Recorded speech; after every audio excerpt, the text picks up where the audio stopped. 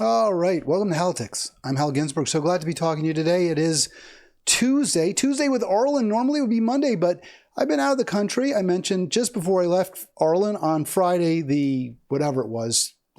after the debate, that I was heading over the pond to Germany. I want to talk about that trip a little bit, but I have to tell you, I really enjoyed it, first of all. Well, good. Welcome back to the United States. And I'd like to hear something about what you found over there. Well, one thing I was hoping for was to kind of get a little bit away from the political scene here, which is in a lot of ways toxic, depressing. It's not a lot of fun contemplating what's happening in the American political system. I know you're not happy with that debate. I'm not thrilled with the results either. I don't think I would have been regardless of what happened, but just seeing those two men on stage alone is not something that brings me joy. But we got a lot of the news, obviously. I mean, with the internet, it doesn't really matter where you are. So I got a lot of it there in Germany. I got to keep track. And by the way, Al, if I could add one more thing here, Europe and the rest of the world is watching very carefully what we're doing. And a lot of them are very, very scared of what's going on, and rightfully so. Well, I think one of the, that's really interesting what you said. I think what we tend to learn here is what elites think over there, just like what elites think over here. I think a lot of people were kind of shocked by the Brexit result because, people who speak with a BBC accent were overwhelmingly against it.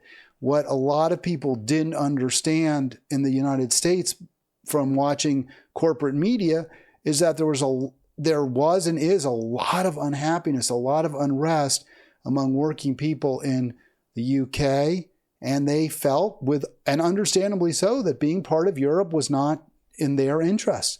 We're seeing right now in France something kind of similar with Le Pen becoming now, I believe, the president. She will become the president, and she's hard right. She's kind of France's MAGA.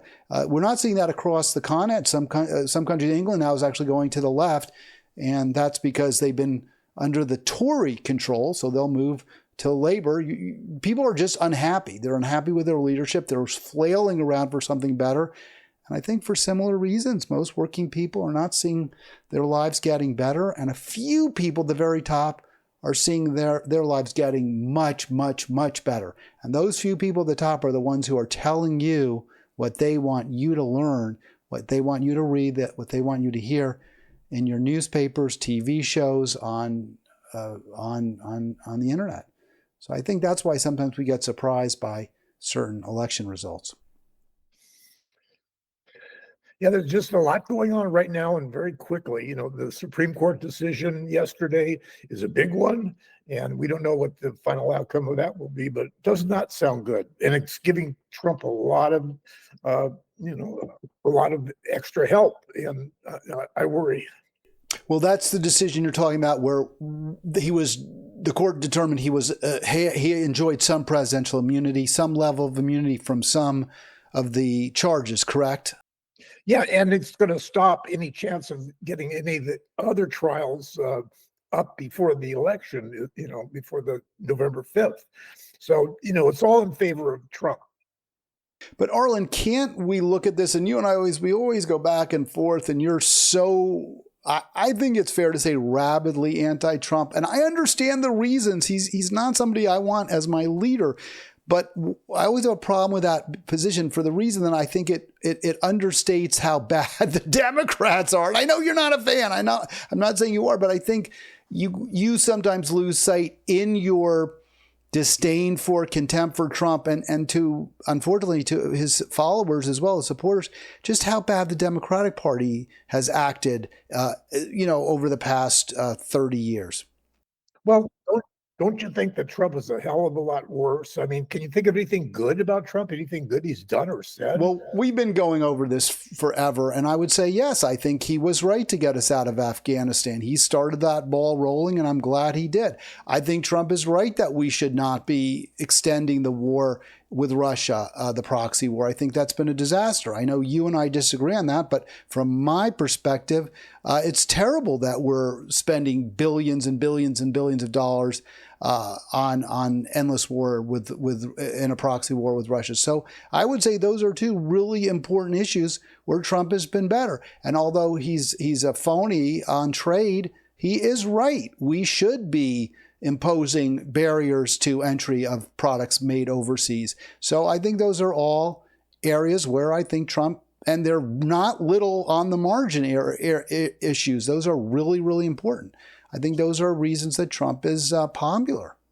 Trump has good political instincts. He knows what people like, especially the things with immigration, and he may not have a lot of intelligence or really think about what he does, but his instincts, like I say, are good, and he's done pretty well for now.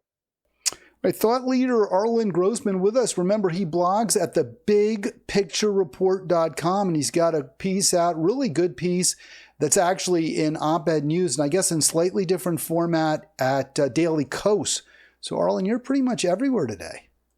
Well, actually, I did a newer entry in my big picture report just a few minutes before it came on the air that I kind of like, and I'll send that over to Daily Cause and op-ed news or whatever. But yeah, there's just so much going on and so fast that it's hard to even keep up with it. As I said, I've been away for a week. I want to do what I have done of late. Arlen is start off with and center. I didn't quite do it today. I'm sorry about that, but Arlen's been really focused on the debate and the presidential election, and understandably so. I always want people to bear in mind the plight of the people of Palestine. So that will not change. I just wanted to just put this story out real quick. This is from one of the news aggregators or news sources I've been relying on. That's Anadolu Ajansi. I believe it's how it's pronounced.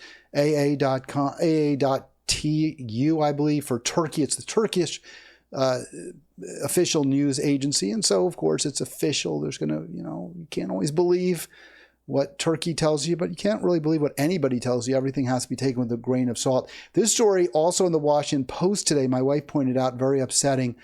This doctor, he had been at that Al-Shifa hospital. Arlen, it was bombed. They found mass graves at that hospital after Israel had taken control of the area.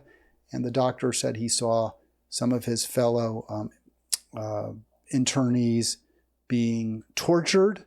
And you can see pictures of that, their hands being bound. There's an image from that article. And he said that there were doctors and who were beating some of the inmates, some of the prisoners. It's terrible. I mean, and just real quick, just in terms of the death toll, I know numbers are kind of antiseptic, but close to 3,800 now. Total casualties well over 100,000. This is in a country with less than 3 million people.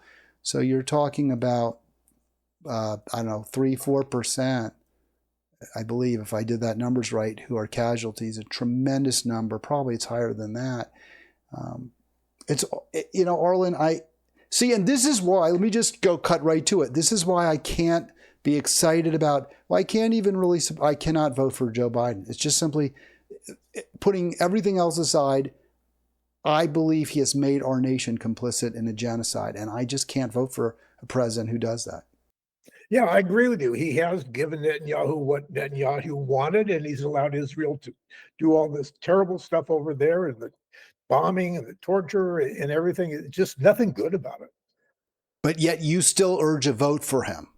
And I'm not trying to be obnoxious. I mean, you do. So explain. Well, it's just we only have two real choices, Hal, and Trump is by far the worst. So the only one I have left is Biden or whoever, whatever Democrat is in there challenging Trump. So that's the only reason. I'm not a fan of Biden, as you know. Yeah, I think what he's done with Israel and Gaza and all that has been horrendous, and he's made a terrible mistake. But again, we just have two choices.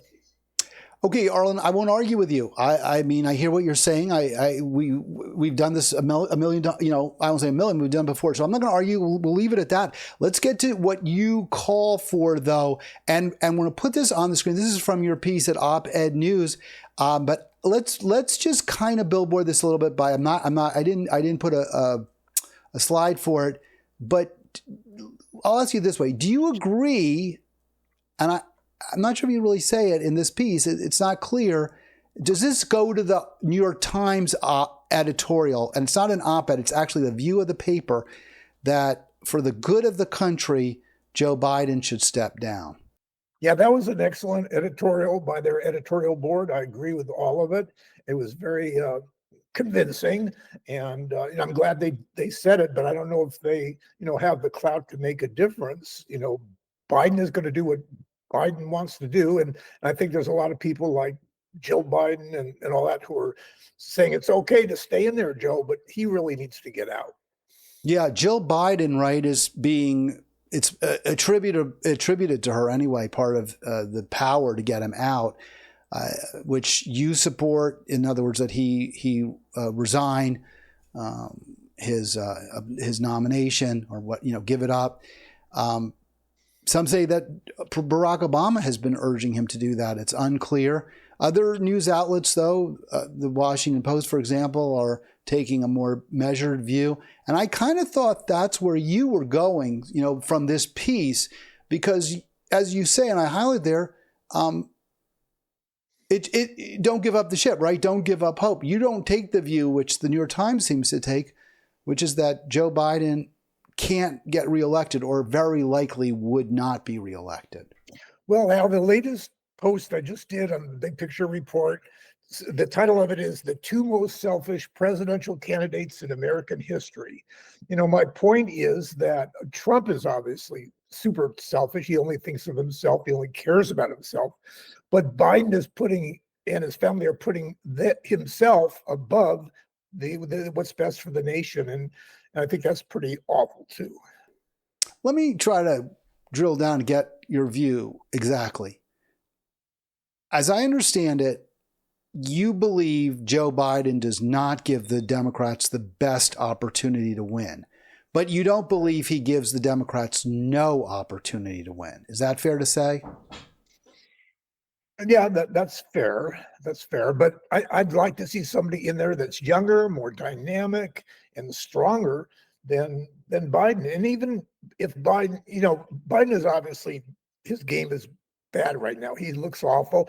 And if he goes 4 more years, he'll be 86 years old. So it just makes no sense to keep him in there. Well, I guess he wants to stay in, and you view that as a very selfish position. And I agree with that. I mean, regardless of how I feel about the Democrats, I presume Joe Biden feels very, very positively towards his own political party and thinks it's, the bee's knees and should be large and in charge, and wants more time for Democrats to make policy. So, I mean, it does seem like a no-brainer, right? What do you want to see happen here? I'm just putting up from your article, which basically targets Trump, and you explain why Trump is really bad. But I guess your fear is that a president who lies, or a former president who lies repeatedly, who's also has clearly aging issues, right? Is losing, somewhat demented, and other problems. Could win in part because of Joe Biden. So this all makes perfect sense, Arlen. How do you want to see Joe Biden step down or step out? And what do we do, if anything, about the Kamala problem? Well, I don't know that Kamala would be a problem. I think she would actually be the most logical candidate. And I'll tell you why. Right now, she could get his money. She could get, a lot of his, power, and she would be right there with with what Joe Biden has. And somebody else new coming from the outside will not have those kind of advantages. Plus, she's been more and more in the news, on TV, talking about especially the women's rights and abortions and all that. I think she's a decent candidate. I think she's been unfairly, targeted by the right wing and others. And I think she could do a decent job. And I think she would be the most logical one. Uh, there is a problem with her popularity, so we'll have to see if she could, keep that up, keep it rising. Well, far be it from me, Arlen, to defer to media sources on this, but you're about the honestly, and I could be wrong. There are very few people. I've seen some African American women writers and commentators, but by and large, the assumption on the left is Kamala Harris is not the right replacement for Joe Biden. Would you agree with that? Yeah, I understand that. And like I remember right from the beginning that Fox News and all these their copycats were, attacked her from the start. And I think the reason is because they knew that Biden probably could not, finish out his term and she would be, the next logical candidate. So they wanted to, mess her up and, just give her a hard time and lie about her from the very beginning. So I think that's a problem, number one. But I'm saying from the left, I'm not talking about what the right wing is saying. I haven't read any articles, even in sort of more mainstream, except for, again, some African American women commentators who I think may be motivated to some degree by identity politics. Most seem to feel that she's not a good choice. And that's people on the left are saying that, not the right. Yeah. Yeah, but the problem is there's really nobody else who has consensus. There's all kinds of people mentioned, but nobody really has, the strength that Kamala might. And yeah, so there's just a lot of division, and it'll have to be sorted out, and fairly soon too. Yeah, the name I keep hearing, I'm surprised you haven't mentioned, but you have in the past, is Gavin Newsom as the one who would be the most obvious choice. Vibrant, young, much younger, obviously would be better able to hold his own and probably make Trump look really bad in a debate, and perhaps replace him. And the name I've heard is Wes Moore, the recently elected Maryland governor, an African American man. I think the problem with Moore is he's really has virtually nil experience. I mean, he's been governor for perhaps a year or so. He has gotten good reviews. He's popular here. He doesn't do anything for me, but I'm very far to the left. So I could see that. I could see that as a possibility. Obviously, you couldn't ask Harris to be the VP for another man. I just don't see that happening. You'd have to replace the Tippett. I'll disagree with you on this, Arlen. I just can't see Kamala Harris being a better, more likely choice to defeat. Well, you may be right, but I don't. Nobody else is consensus on anybody else, and so. Right now, she just one candidate. The one, I don't really like Gavin Newsom. I don't think he's a good governor. I think he has some, problems in California that he'll need to deal with. And I think the best candidate for me is somebody that the New York Times endorsed a few years ago, and that is Amy Klobuchar of Minnesota. I think she would be an excellent choice. Yeah, I don't like Newsom either. I'm with you there. I think he's smarmy. I think he's a bit of a phony. I think he does as much as he can to placate the left in California while actually governing on behalf of the billionaire class. But I would make that claim about every single Democrat. I really think there are virtually none who really are consistently pro-working people, even the so-called squad. So that's a big reason I'm not in support of Democrats. But Harris, I think, there's just a lot of baggage that she has. And the same could be said for her. I always find your support for her somewhat perplexing, Arlen. I mean, was there something she did? I mean, what is it about her that you find appealing? Because you do find her appealing. Well, I think she's qualified. She's smart. Now, like I say, I think she's been unfairly tarnished, and I think she's capable of doing a lot better. And she's been very good on the issues of women's rights and abortion and all that. She's been speaking out more. And she's got, the problem that she is vice president and therefore, can't really talk about what she really thinks. So she's kind of restrained in that instance. There's another There's still a couple of names I've heard that that impressed me from what I've read, and I don't know a lot about them. But of course, there's Gretchen Whitmer of Michigan. Michigan. And Gretchen Whitmer, yes. She is the governor, I believe. and there's a very progressive governor in Illinois that's a billionaire and seems to, have some good things going for J.B. him. Pritzker, yeah, Pritzker. They're not so well known. Maybe Whitmer more so than Pritzker. I don't know how well known they are outside their area.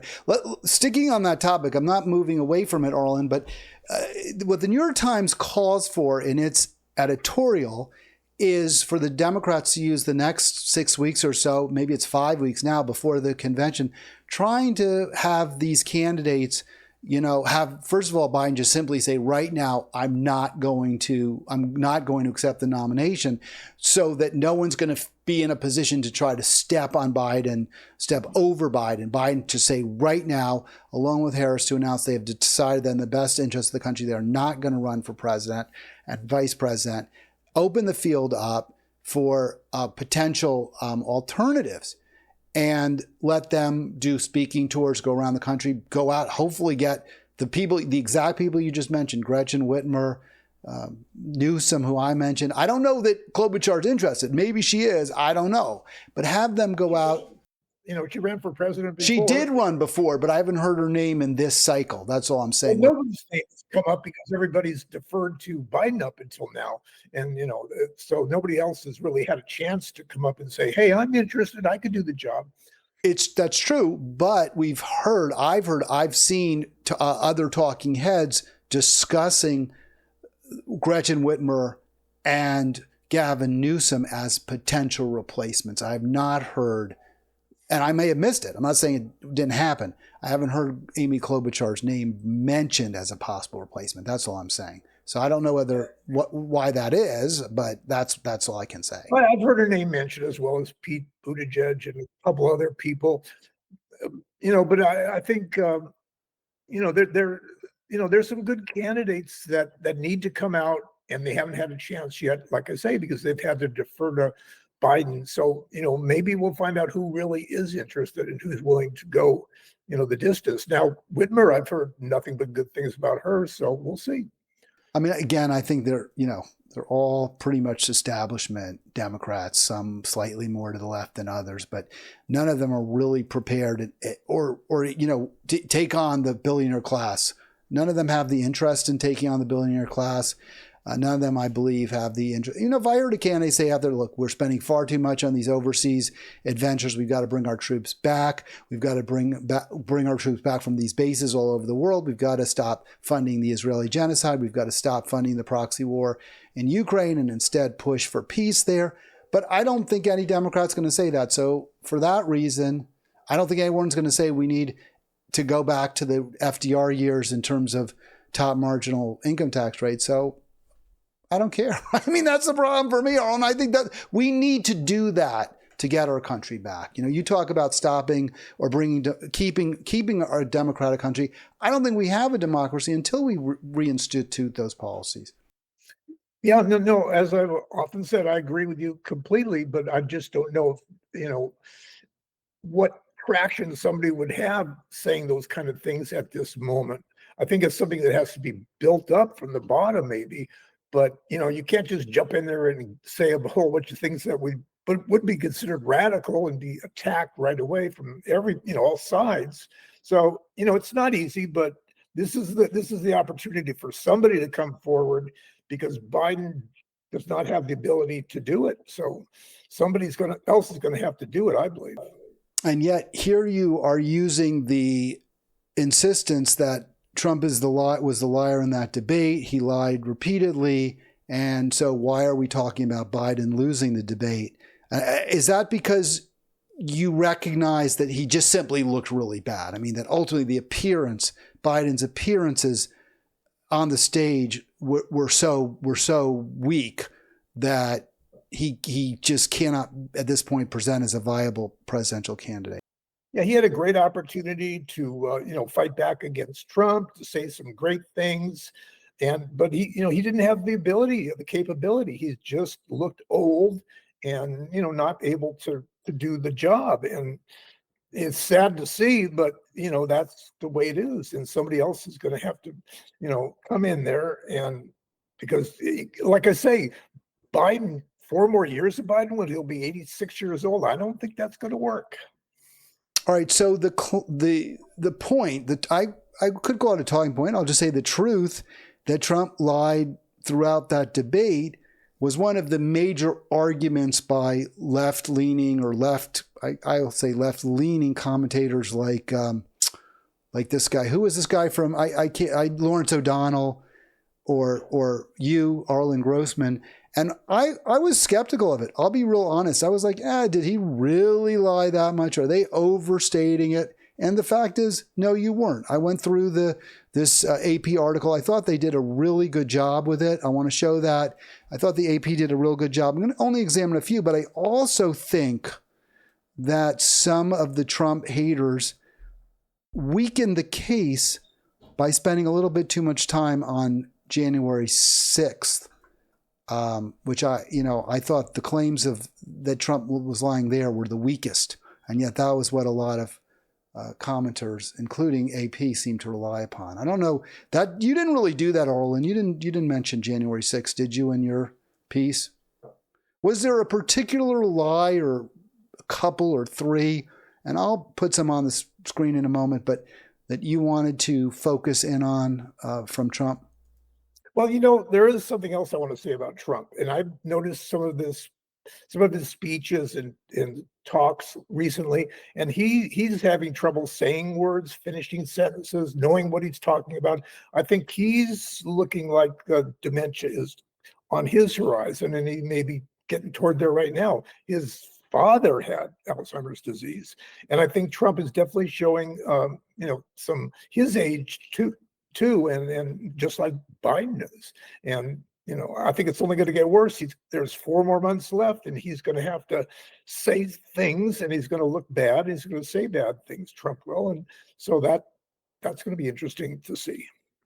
Well, assuming that's true, Arlen, and I have reason to believe it is true, that's another argument, I believe, a very, very strong argument for Joe Biden to step down.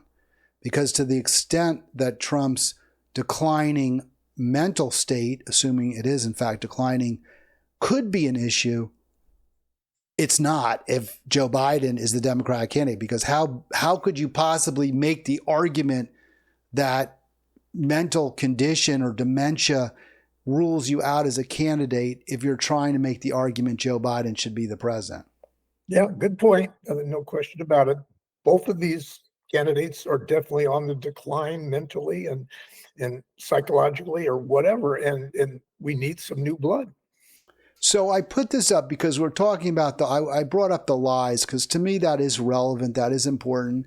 I'm a policy guy. The most important thing to me is policy, but I want a president who's relatively honest, who I can believe. And generally we haven't had them. We haven't had them, but okay.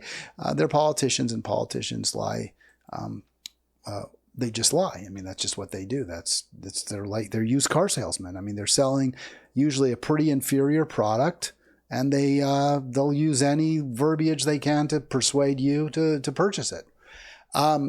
So this was the first lie identified by AP. And when I read this article, I was like, wow, that's the best they can come up with, because to me this isn't even really a lie. So they talk about a relatively small number of people that went to the Capitol. That's one identified lie by AP, and in many cases were ushered in by the police. Arlen, to me, this was the worst quote lie unquote you could come up with, because relatively is not a defined term. It's just it's relative to what? No, it wasn't a small number of people relative to a symphony orchestra, which has maybe 100 or so players, maybe not even that many. There were several thousand, but it's a relatively small number compared to the number of people that Israel has slaughtered in Gaza. So I don't know how you can say that he was lying when he said it was a relatively small number. I mean, maybe Trump was thinking there would be 20,000 people there. There would be 50,000 people there. There were like 5,000, maybe 3,000. I don't know. So how is it a lie? How is that clearly a lie to say there were a relatively small number of people that went to the Capitol? How, the video is out there. People could see what was going on. They were storming the Capitol. They were breaking windows, that they were going in there and sitting on people's desks and doing all kinds of awful things and threatening, the representatives and the senators who were there and calling for, Vice President Pence to be hanged. And, it was an awful event. And I think it's an insurrection or a riot, whatever you want to call it. But, there's just no. But is that a lie? Is it a lie to say a relatively small number of people went to the Capitol? How? That's not a lie. It's not a lie. It's true. And depending on how you look at it. I mean, relative to what? That's why I have a problem with them saying it's a lie. Because I can't say that's a lie. There are lies. If Trump said some things that were clearly not true, and we'll get to those that were identifiably lies. But if you're going to go after the guy and say he's lying, he's the liar, shouldn't your lead piece, and I want to belabor this, but I think if we want to win arguments, we should make arguments that we're going to win. And this is, how is it a lie? It's a term of art, relatively large, relatively small. It just depends on relative to what. Right. Hal, you're just picking on, one part. I mean, well, it's the first one. It's the first one. This is supposed to be the biggest lie. It weakens the whole gist of the argument. Everything Trump says is a lie. I've never heard him tell the truth about anything. Well, see, this is where so for you. Okay, so this is what I'm going to ask you to do. Put yourself in the shoes of someone who's kind of on the fence. They're not sure whether they're going to vote for Donald Trump or not, because that's who you want, right? The double haters, the people that don't like either candidate, the people that think they're both, not the Arlen Grossman. Arlen Grossman at all the Arlen Grossmans out there, the tens of millions of Arlen Grossmans, meaning people who are dead set against Trump, who are absolutely going to vote for Biden, or certainly if they're in any kind of a purple state will vote for Biden, they're voting for Biden. I'm saying if you're somebody who's on the fence, you're not sure, and AP tells you Donald Trump's a liar. He said there were a relatively small number of people who went to the Capitol. You're going to be like, really? That's the worst thing he said? Don't you think that's a weak argument? And it's not even an accurate one. It's not even true. It's not even true that that's a lie. You're focusing on one little thing that, everything. The first thing. I know, but that he said other things too. And so then you're right. He did, and they were bad. But so I want to go, okay. So 1,000 people. So let I don't want to, you're right. We shouldn't belabor that. So let's go on to the next. But this is how the AP justifies it. First of all, they just say there were thousands. And again, relatively small that's a relatively small baseball crowd. You go to a baseball game, there are a few thousand people, the stadium's empty. So when you say relatively small, relatively large, that's never a lie. It just depends on how you want to spin it. With respect to this argument was that Trump said in some cases were ushered in by the police. They don't even prove that's false. There were some Capitol Police who did stand aside. Yes, that was exaggerated. Yes, it wasn't the whole story or even the large story. Most Capitol Police did what they could to keep them out. But there were a few who seemed to be on the side of the rioters, including one who said, hey, I respect you. I think he said, I'm against what you're doing, but I respect you. He said that as they were walking in, I don't have the video here. I didn't really feel like going to it. But this is from NPR, hardly a pro-Trump right-wing Fox Newsy source. It's just not. And they came right out and said, right about more than a month later, so there was time to evaluate, and they say, hey, 6 officers, dozens more were investigated after the riots. There were officers who were, according to NPR, involved. So I just would say this, if you're going to go after the king, use your best ammo in your first sally, in your first volley. Don't come up with something that's so easily can be easily argued as not a lie. And right here too, USCP, Capitol Police officers can be seen opening barricades. This is from NPR. This isn't from, whatever, Washington Spectator, whatever right wing. I'm just saying this to me, if you're a Trump fencer, you're on the fence, Arlen, this isn't going to persuade you to vote for Biden. That's my point. Hal, it's on the video. People are crazy. They were angry. They were ready to, destroy the Capitol. No one else. But what is it? That's not. But Trump didn't say that wasn't the case. Trump said the lie that was identified, alleged lie, is that he said there were a relatively small number of people. That's not a lie. And that there were, in some cases, the Capitol Police ushered them in. That's not a lie. He didn't lie about it. I'm not going to pick about, one little sentence or two, but a lot of people, said, oh, it's just a bunch of tourists, having fun, trying to see what's inside the Capitol and all that kind of stuff. There was a lot of that going on in that said, but there was definitely a very angry, hateful group. There was the Proud Boys. There were, the other groups that were, in on the strategy for getting in there. And of course, the main idea, the whole thing was about getting Pence to, not call the election and to, be fraudulent and allow, Trump to still be president. So there's a lot going on there. All right, Arlen, this is a lie. This is a lie. Trump said Biden wants to raise your taxes by 4 times. That was a lie. It's not true. There's nothing true about that. He is not in any way, has not called for anyone's taxes to go up by 400%. Maybe, I don't know, maybe like a few people, if they were paying $10, would be paying 40 or something like that. But it's clearly an incredibly dishonest statement. It's easily shown to be false. This is something to campaign on, to say Trump is lying to you because he really wants to cut the taxes on the billionaire class, which is what he did. Make it a class issue. That is a lie that he told. And I think that's what the focus should be, that kind of a lie. That's obviously a lie. There's plenty to say about, all of that. And everybody kind of knows that Trump will lie about anything to make himself look good.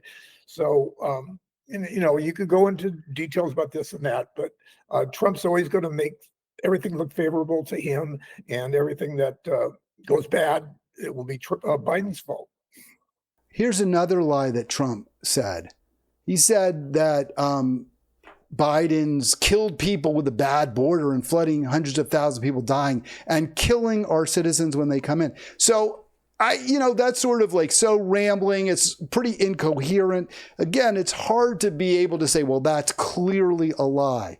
But the fact is, Biden has pursued a pretty aggressive policy in a lot of ways to keep people out of the country. And it's to argue that the immigrants are the ones who are causing crime is clearly false. And he said that many times. Let me just get this. So I don't know if he said at the debate, so maybe this isn't a perfect example like the tax one is. But when he talks about illegal, and Trump said this, illegal, quote, he used the word illegal, immigrants who are in this country illegally, he says, are committing these crimes.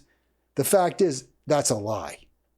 The crime rate by the number of crimes committed by people in this country illegally is actually far below the crime rate of people who are in this country legally. So that is another lie. Focus on the real lies, in my opinion, and you'll be more likely to win your.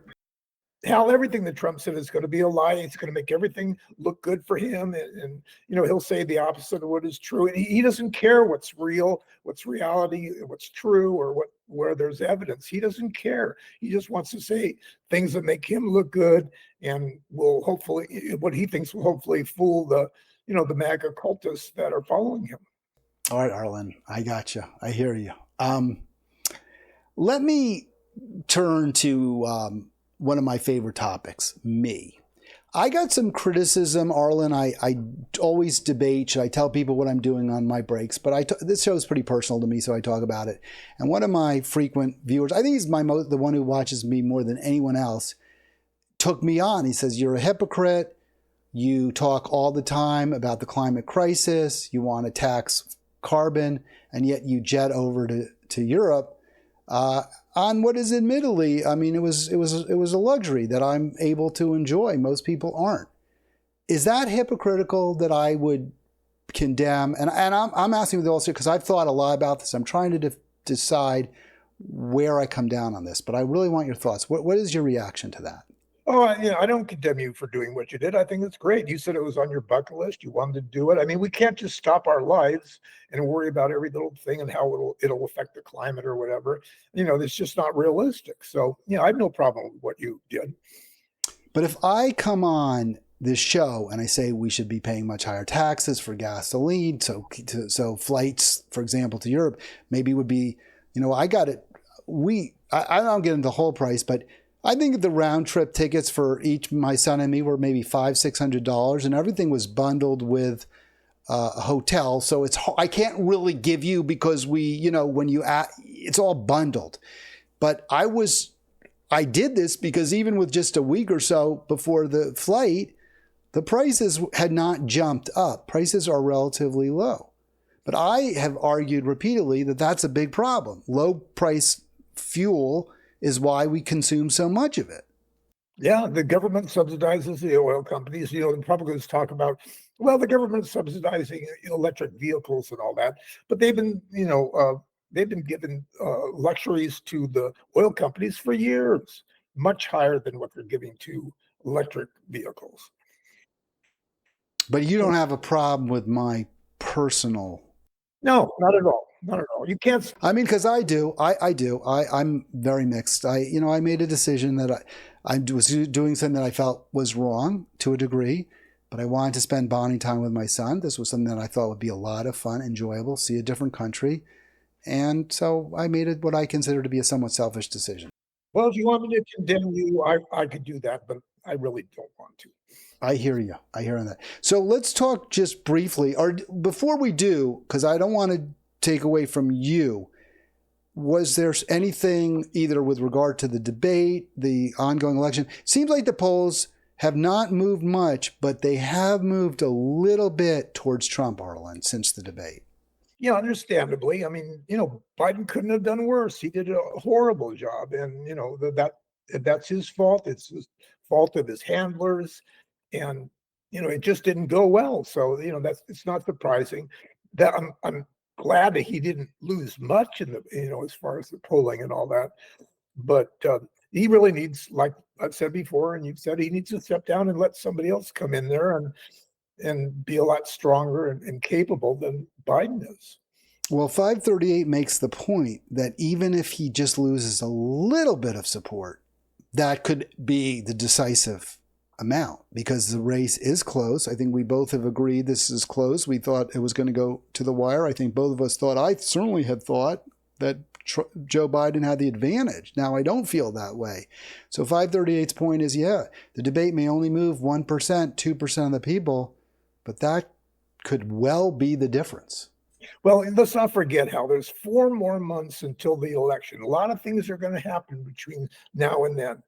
Trump is going to say crazier things, I would imagine. Biden will have his own issues, and there's going to be a lot going on. But I think what bothers me the most right now is how the Supreme Court is totally, on Trump's side on just about everything, and giving Trump all the advantages and an opportunity, if he does get elected, to be pretty much of a dictator. All right, I'm going to make a statement, and I want your reaction to it. The Democrats have no one to blame but themselves for this pass, and they deserve this because they've acted greedily and selfishly and betrayed the people whose votes they need to win this election. Certainly, if starting no later than and perhaps earlier than Bill Clinton embracing, the incarceral state, where he locked up more black people than any other president in American history, welfare reform, the free trade deals that he embraced, and moving forward to the Obama presidency, where again, more free trade deals, more wealth gushing upwards, using the 2008 banking crisis not to take power away from the banks and not to bail out homeowners and tenants, but rather the big banks. And even with Biden, making half-hearted efforts to rein in the billionaire class, have all empowered the very people who are now defeating them, and have also turned against the Democrats, the working people whose support could make the difference. Yeah, but I think how ultimately the biggest problem of all is money. There's just too much money involved in elections, in voting, and it's pretty much taken over both parties. It's, the one reason the Democrats can't be too, pro-worker or pro-union, because they have to have donations from all these, billionaires and multinational corporations. So, that's the problem. Money is too much involved in everything we do. Profits are the king, and that's something we have to control somehow. Pushing back a little bit against that, Arlen, our choice, yours and my choice in 2016, was not the candidate of big money. He was opposed by big money, and it took the efforts of the entire corporate elites in both, certainly in the Democratic Party, to stop Bernie Sanders. So wasn't that an opportunity where the Democratic parties could have said, hey, Democratic Party leadership could have said, hey, we can win with this guy. He's really popular. What he's saying is what the people want. Maybe we shouldn't put our thumb on the scale for Hillary Clinton. Well, certainly I agree with you. But I think part of the problem is when they look at somebody like Bernie Sanders, they think, oh, he's not quite on our side. He's not quite establishment enough. He's just not going to be, the kind of person that we're more comfortable with, like Hillary is. Hillary is more dependable for, helping the elite and all that. And so she got the nomination, just like is always the case. Those who have leadership, who have power, make the calls. Then how is this a democracy? It isn't. It's far from. It's just we would be even less of a democracy if Trump wins. Exactly. Much worse. Even less of. Okay. Well, that's fair. I can't argue with that. I mean, I think, again, when I said this off air to Arlen, I think where we have our biggest disagreement is I think it's worse under the Democrats than he thinks it is under the Democrats. I agree on balance. It's probably worse. It certainly was when W was president. Much worse when W was president than if Al Gore had won. I have no doubt, or John Kerry. But I think since then we've seen even more erosion of the Democratic Party, and it's become even worse. So I don't see the distinctions between the parties as that meaningful. And I also think on some issues, maybe the Republicans aren't even as bad. So I think that's where you and I really part ways. I'll just say, just to be clear on that. Okay, I really liked, I want to talk about Europe just for a moment. We've got about 10 more minutes. We've got a little bit of extra time more than usual, Arlen, which I'm surprised. I thought we were going to be really going through that debate, but we went through it quickly, which is fine.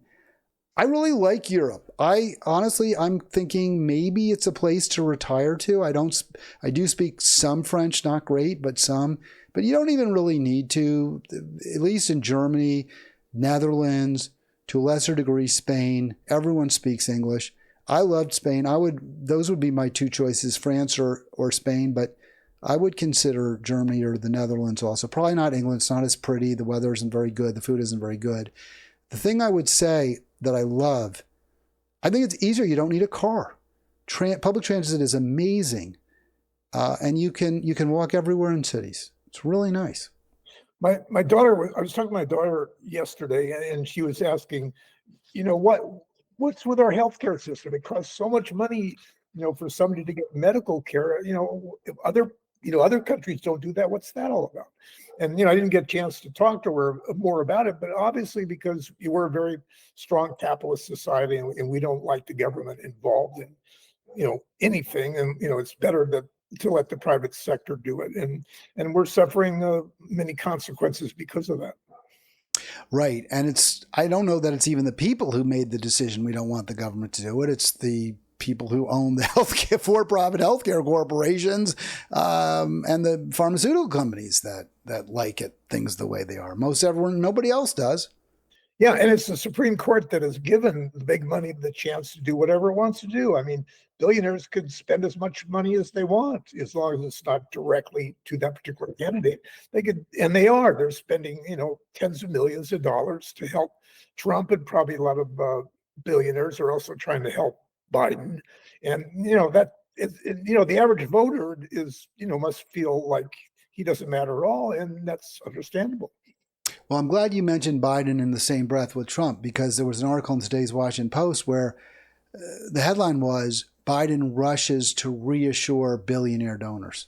So he has more than his share. I believe he actually, and I was going to make the argument because I was also attacked for being a Jill Stein supporter on the ground that because I'm affluent enough, allegedly, I won't be hurt by a Trump presidency. And my retort was going to be, well, there are plenty of working class people who support Trump because they feel, rightly or wrongly, that he'd be better for them. It's not a case that I don't believe it's not fair to say Biden's the candidate of the poor and Trump's the candidate of the rich. Not at all. That's just not the way this is working out. And but when I looked into this closely, what I learned is, at least in 2020, Biden got more money. Sorry, he got more billionaires donated to Biden, but Trump got more money from billionaires, if that makes sense to you. Well, that's my point. It's all about big money. It's out of control because the Supreme Court let it become out of control. Citizens United and all that. And there's no way in the world that this much money should be, what determines elections. We need some kind of public financing or something, but that's gone out the window a long time ago, unfortunately. So, given we see this the same way, why not join the Jill Stein for president team? And I know your view is, yes, if you're in a non-competitive state, go ahead and vote for Stein. But why not just say, hey, a pox on both your houses? Neither of you are for anyone who doesn't have, $50, $100 million in the bank. So F you, I'm voting for Stein. Yeah, that's a way to, give a protest out there and tell, the donor classes, what you think. But, it's just not going to do any good because the average person doesn't have any clout, not at all. And unless we change the Supreme Court, and that's the worst thing about Trump becoming a president again, if he does, he'll totally control the court, and it'll be like 9-0 ultra conservatives. So that's going to be horrible. I think that's a fair argument. I don't dispute that. What do you say to those, or what are you afraid that if Trump does win, he won't step down after 4 years? I don't worry that much about it because after 4 years, he's going to be pretty darn old. I don't know if he'll even last 4 more years. I just don't think it's an issue at this point. But I think if he was healthy enough, definitely he would make a point of making sure that he could run again. And as it is now, there's so much voter suppression and, all these kind of rules that, are just making it that much worse for the average voter. So what I'm hearing you say, Arlen, and correct me if I'm wrong, is that as much as you don't like Donald Trump, as much as you think he's a terrible person and was a terrible president and he's dishonest, I'm not hearing you say he somehow, and this seems different than what I've heard before, that he's somehow qualitatively different than a George W. Bush or a Richard Nixon. Is that not the case? In other words, is that right? I mean, would you be equally afraid if George W. Bush were running for president now, or Nixon, someone of that ilk? I think Trump is a lot worse because he only thinks about himself. His interests are only for himself. He doesn't care about, the country or the rest of the people. He only cares about what's good for him and making sure that he avoids, any more trials. So he's different. All right, you're watching Halitics. Don't forget, subscribe. Let's keep those numbers going. We saw obviously it flattened out while I was away. I'm back, so we should see the numbers continue to trickle higher. Hopefully maybe start to gush higher. We'll see if that happens. Okay, so Trump, in your view, is qualitatively different. because of his selfishness, his narcissism. I might argue that Nixon and maybe W and Reagan were also narcissists, and Hillary Clinton too, but maybe he's a worse narcissist. He's even more narcissistic. What will he do then? What's the biggest, or is there one thing, or is it just a whole lot of things? He'll do whatever he wants to do. Apparently, what's going to allow him to do it. So, he'll have people, people like Steve Bannon, who happens to be in jail right now, but, those people are going to be in his government telling him what to do. And, he'll listen to those kind of people. And, a lot of people are on the right are just ready to take, their main thing is a revenge against the Democrats, taking power and increasing that power. So that's what I worry about. Apparently, and I have not seen the videos, but I've seen the YouTube promotions for some videos that, very alarmist. On the left does this just like the right, that AOC and Rachel Maddow have both claimed that they're on some kind of Trump enemies list, and if he's elected, they could get arrested. Do you think that's reasonable? Do you think those are that might happen? Well, we know that Trump is certainly out for revenge, for retribution. So, anything's possible. I don't know for sure what he's going to do, but I think I would be nervous if I were those kind of people. He doesn't like dissent. He doesn't like enemies. He doesn't like people who don't believe like he does. So he's going to make it tough on, those kind of people and many others.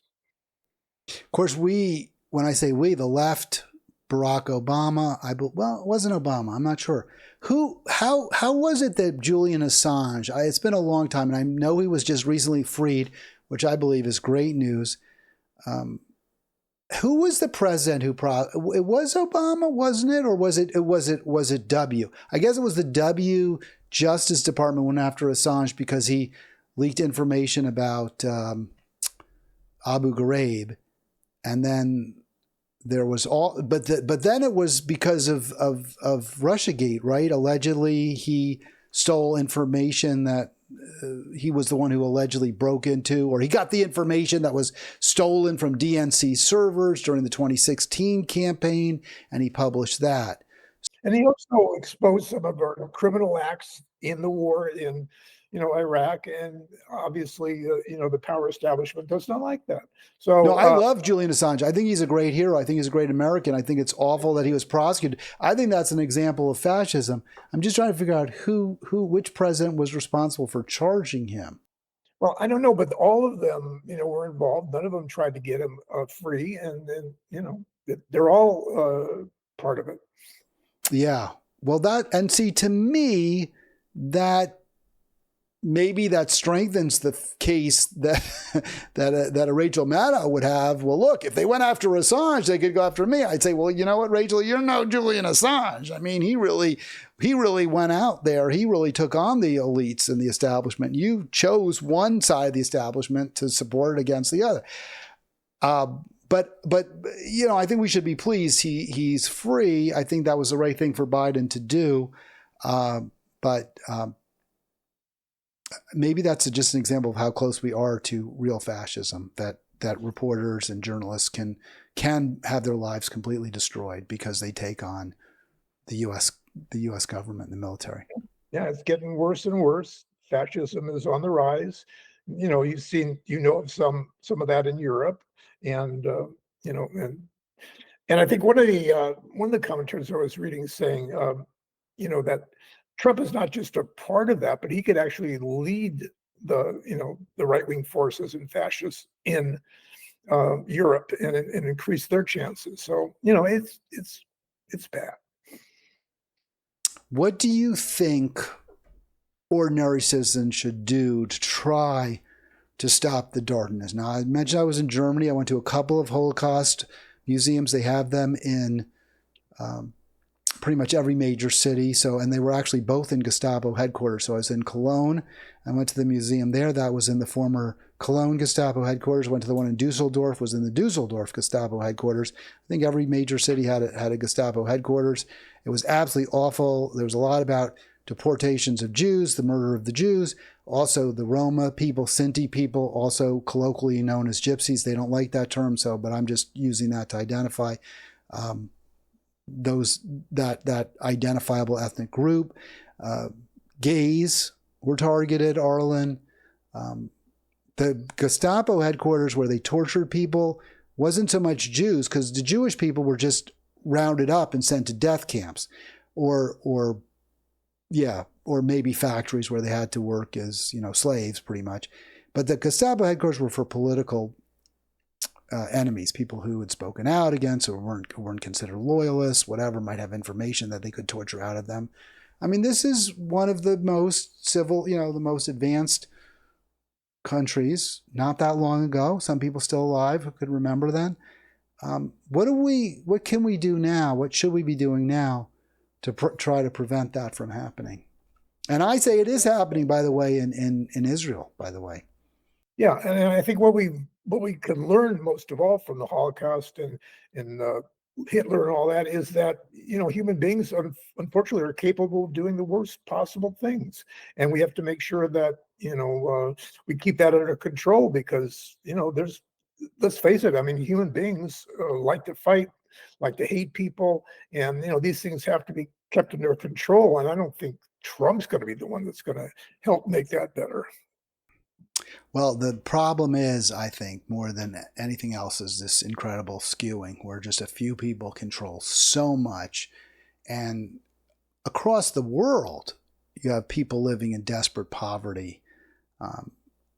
And we don't have political leaders who are talking about that. And it's not just the wealth and income inequality. I mean, right now, what Israel's doing in Gaza, to me, is another Holocaust. I know we can argue that term, but, it's not exactly the same. They don't have death camps exactly, but they've turned Gaza into a death camp. Well, there's no excuse for what's going on in Gaza, and Israel is just doing the worst possible things. One thing I was really happy to see is that the court in Israel is saying that the ultra-Orthodox have to, join the military, and I think that's long overdue, and I think that's a good thing. But yeah, it's bad over there. Israel is doing definitely the wrong things, and we'll have a lot to account for. And so it's, same with our country. We've allowed it to happen. We've sent the money, we've sent the weapons, and we have, our hands in the ringer too, and no excuses. All right, Arlen, I appreciate that. I like the no excuses. I'm there with you. I apologize if you were in the chat. I don't see any chats, but sometimes I miss them. I know Billy sent me a screenshot of some chats he had posted. I didn't even catch them. I'm sorry about that. If you were chatting, it's hard to do everything, keep every ball in the air. I got to keep Arlen on track. I got to do this. I got to play that. Arlen, you have a great week. We should be back Monday at our regular time. That would be 2 p.m. Eastern, 11 a.m. Pacific. And thank you again, Arlen. Great to see you. Thank you, Hal, and welcome back, and we'll see you next week. All right, there it is.